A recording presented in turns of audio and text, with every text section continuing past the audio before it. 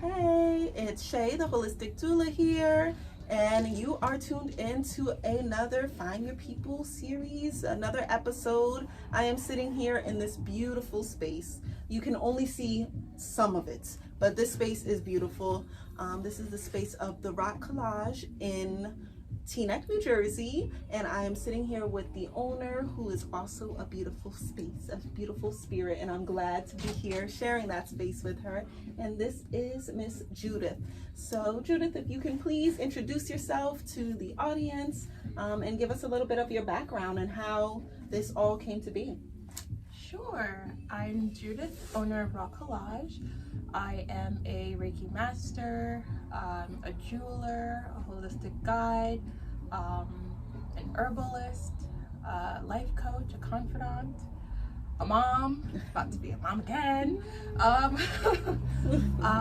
This all came about a little over 8 years ago, where I was learning to heal myself, and I was working a very stressful job. I was the youngest melanated person hired in a Fortune 500 company, and I was a manager at the time, managing a lot of tech guys. Goodness. And yes, it was very stressful, and I had a jade turtle necklace that had broke on me, and it never clicked on me that it was jade, because it was given to me when I was 8 years old.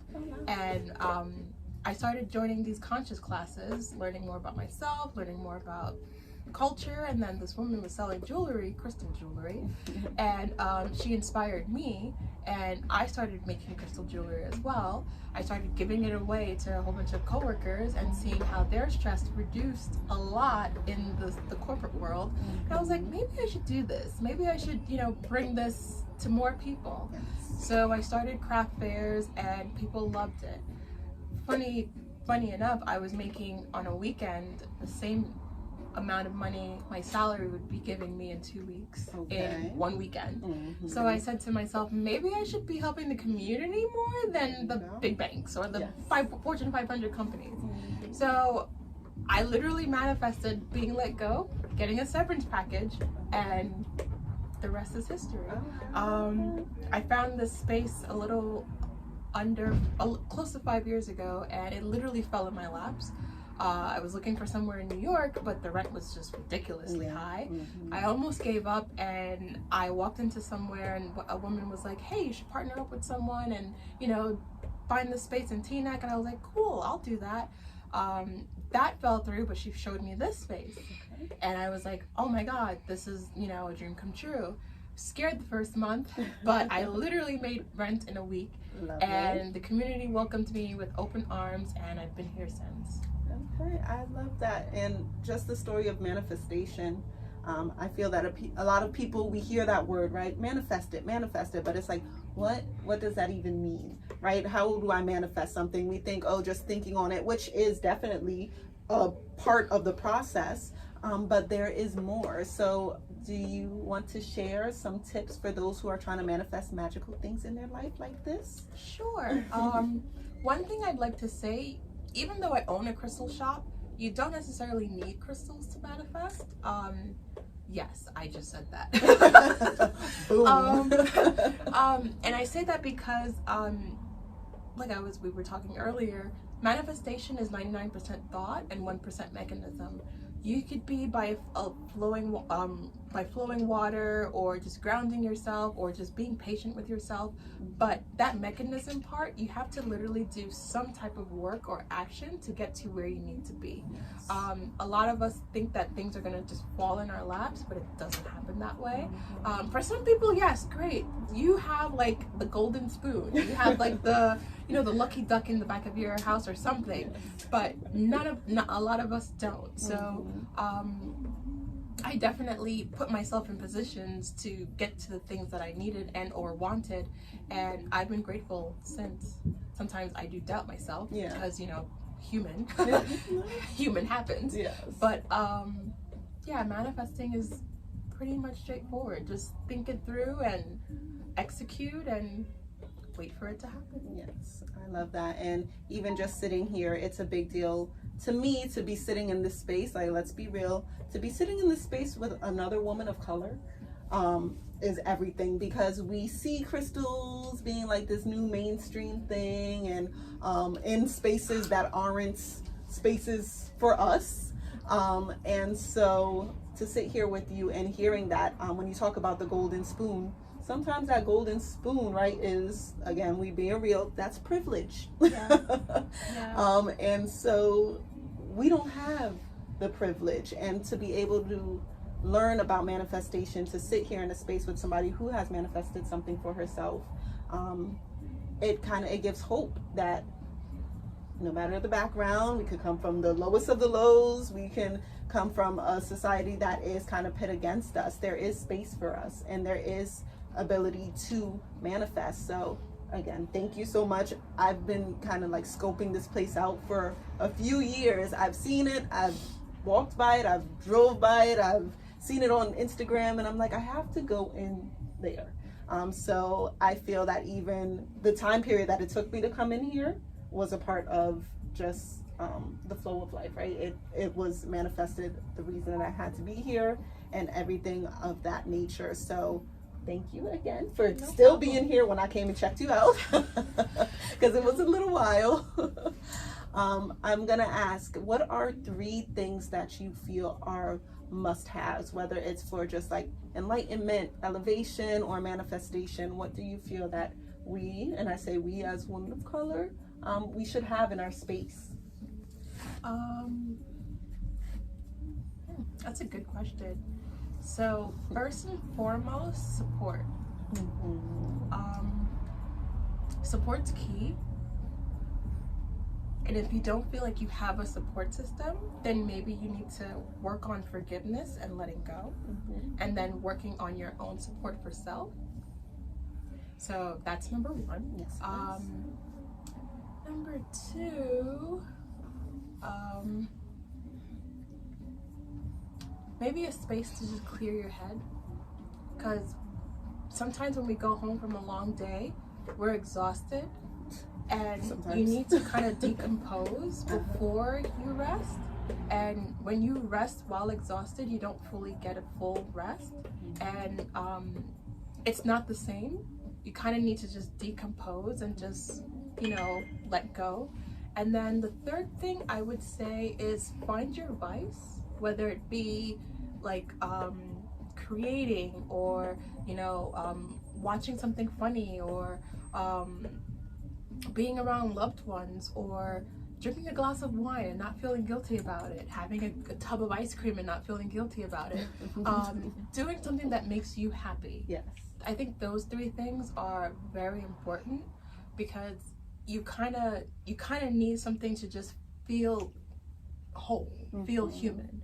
And we kind of move away from that a lot, and we think self-care is, just getting our nails done or what. No, that's not self-care. Self-care is actually finding something that really pours back into you, and those deep things literally kind of pour back into you. So that's what I think we all need. I agree, and even that's something that in my life I am trying to bring forth, and something that I've been telling myself and noticing, and even encourage others to do, is if we think way back when we were children, what did we do? What brought us joy as a child? Jump rope. Okay, so why can't we go out as adults and jump rope like this? I want to so bad.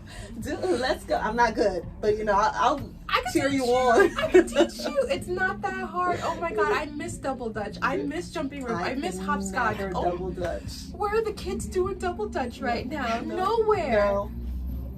Oh actually, Jump Kids, not Newark, they're in Hillside.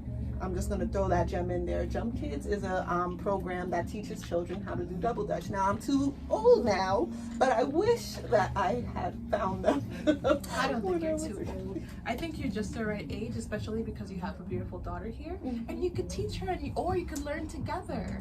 Okay. You can teach an old dog new tricks. See the support there? You see that support? I'm always influencing and always batting the flame under people, because we sometimes need that extra. Yes, we do. We do. As long as you don't break anything. I was gonna say, as long as you have an oil for these knees afterwards, I'm doing it. You'll be fine. You'll be fine. Jump rope does not hurt. And if they use the wide, stance, then take their time. Yeah. Sounds good. I wish. Sounds good. Yes, but going back to that, just even talking about it, how joyful is that, and like how much fun is it to reminisce on times where you would jump rope and just that unbridled joy, right? We don't have enough of that as adults. We think that because we're grown, like things are, we're too grown for this now. We're too big to do this, that, or the other. And it's those simple things that can make the biggest difference in our mindset, the way that we feel about ourselves, and it'll keep us young, So definitely, I say that, and I thank you for even kind of reharnessing that in me. I'm like, oh yeah, I do say this. I do believe in this. So thank you. And because we are sitting here in the Rock Collage, I'm also going to ask you, can you tell us what's your favorite crystal? Just so we can share that with the people. I have 15, but I won't share all 15. Okay. My favorite in the world is actually a stone that comes from Russia. Don't kill me. It's called shungite, and the reason being is because it's a black stone, and it detoxes the body. It reduces EMFs or radio frequencies or stagnant energies, and I have it on everything. I have it on my phone. Oh, nice. I have it in my drinking water. Okay. I have it, I took all my jewelry off because I'm cleansing. Shoot, I took all my jewelry But I normally have waist beads or anklets or bracelets on where it's literally on me because it helps to detox the body. Okay. And with the drinking water, I mix it with distilled water, and it basically raises the 7.0 of the distilled to a 9.5. Oh, wow. Where it cleans your body as well as helps you absorb the nutrients from your food better. Okay. My plants only drink shungite water because they have to, and they vibrate at a higher frequency. A lot of people also ask, why does it feel so calming in here? Because I have a lot of that stone in different parts of the store, along with sea salt. As you'll see, there's like salt all around the store because I just like that cleansing, aquatic vibe in here. Not a lot of crystal spaces do the same things that I do, but I'm more of the earthly realm and more of that zen, whereas other places are more commercial, get in, get out. Yeah. I created a space here for just that healing to happen as soon as you walk in and leave, and feel better when you're out. So I'd have to say, first and foremost, yes, shungite is my favorite in the world. I love that. It makes so much sense because I go to many crystal stores, and I agree that this has been you guys didn't see when I walked in, but I walked in and I sat right here just absorbing, and that's what I said, I'm just absorbing all the energies right now because it does feel very grounding, very zen in here versus like, I'm gonna shop, but I didn't come in here like, ooh, what can I pick up? It was more, what can I kind of absorb while sitting here? So I love that. And the sea salt, definitely, just the smell of the sea is like everything to me. So maybe I consciously unconsciously picked up on that. I'm gonna need some. Say this again. Shungite. Okay. It's amazing for children in their drinking water. It helps to clarify or decalcify whatever is going on, especially before they brush their teeth. Okay. What else? It's great for reducing cancer.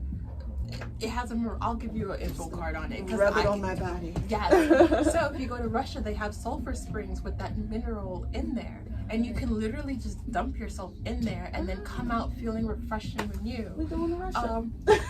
And if you notice, like you can actually use this stone in natural disasters. So if you're in an area where there's no running water, you can use the stone to cleanse your water, leave it in there for a few hours, and you'll have purified water. Like, it's literally I have a bag in my little emergency kit. Okay. It never needs to be cleansed. Okay. So that's another great thing about it, because it's constantly cleansing, so it never needs to be cleansed. A lot of minerals out there never need to be cleansed, but people think that they have to overly cleanse things. You don't need to do that with this one. And another quick tip, Any stone or crystal ending in ITE does not need to be cleansed. Okay. So that's a quick tip. Oh, thank you for that tip. I didn't know that.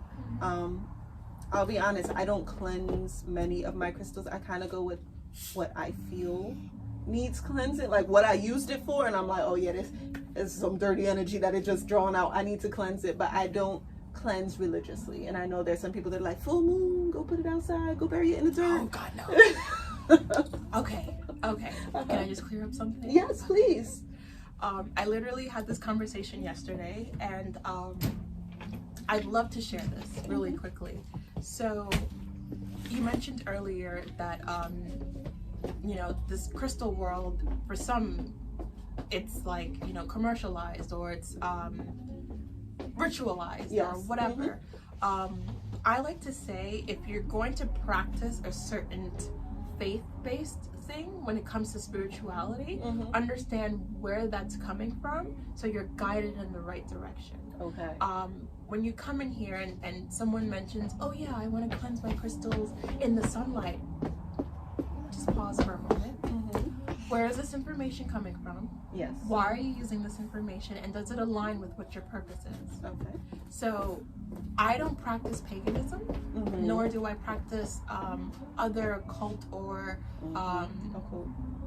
occult type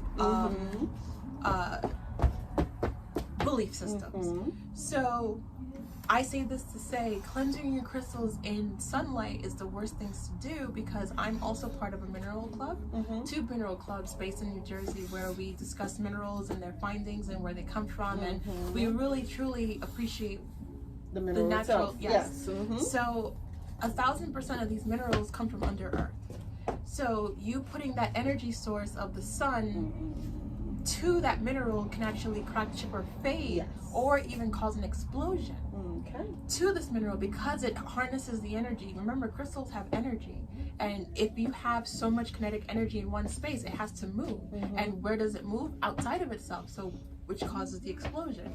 That's one thing. Second thing, no to moonlight.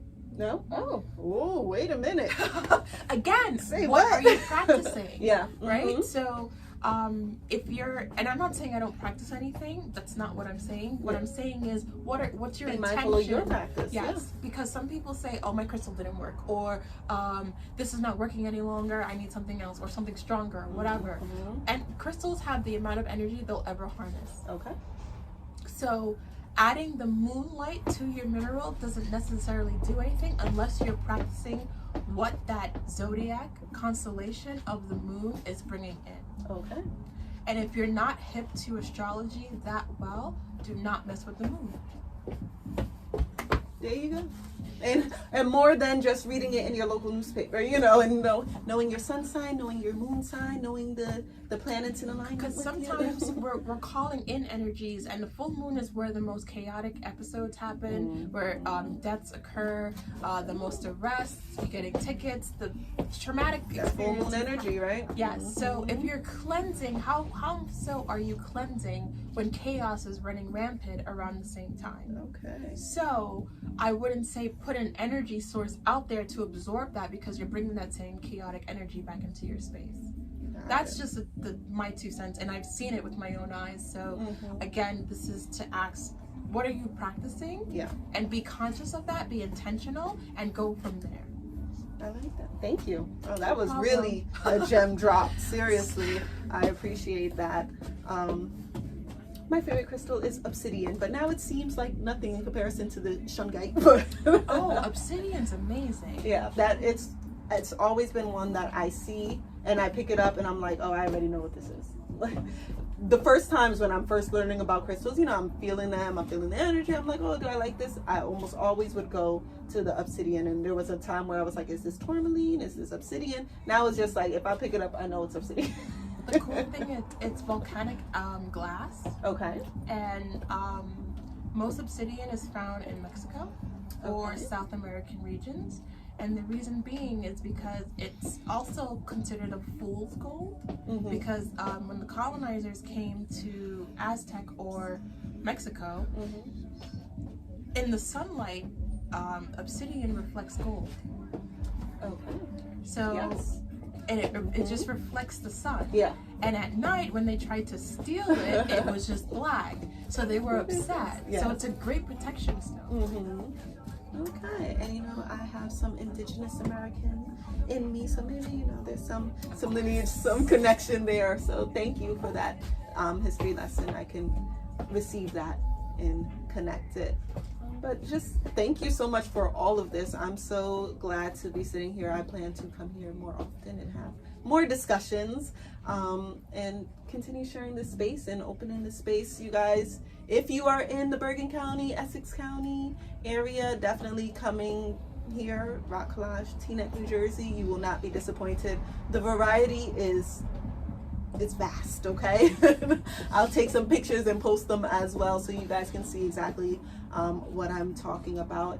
And is there anything you want to say? How can they find you? And social media, email, anything you want to drop? Rock Collage on all platforms, Instagram, Facebook. Email is info@rockcollage.com. I offer more than just crystals and jewelry and candles and stuff. I do Reiki, I do holistic aura readings, yoni steams, workshops, wellness workshops, and meditation, sound baths. I love it. Sound baths. We're gonna have a whole discussion on that in itself as well. But thank you so much. Thank you guys for tuning in. I hope that you enjoyed, and make sure to follow at Rock Collage on Instagram and all social media platforms. But for now, peace and love, you guys. Bye. Bye.